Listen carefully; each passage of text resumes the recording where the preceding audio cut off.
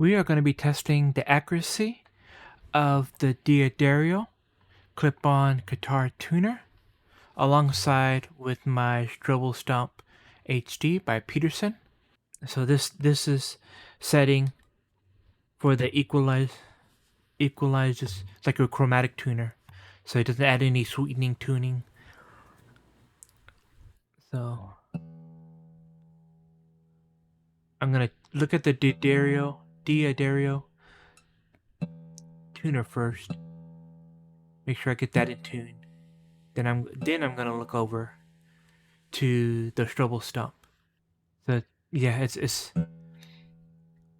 accurately in tune, but since this is more a precision tuner, it's saying it's just a hair, just a hair flat, just a little bit.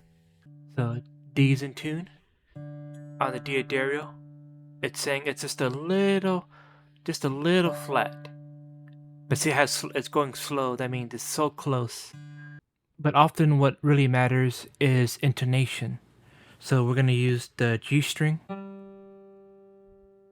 So it's in tune here and here. And then we're gonna go to the 12th fret.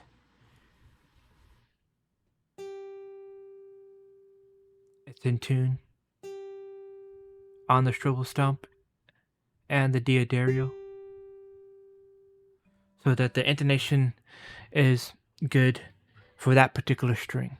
Was the D'Addario clip-on guitar tuner accurate? Yes, that is the short answer.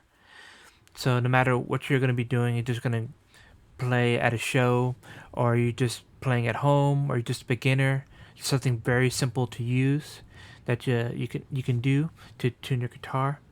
But if you're going to do a lot of setups, you need the intonation to be very good and precise, and you want your recordings and the guitar in tune to always be precise every single time, then of course you're going to need something a little bit more fancier.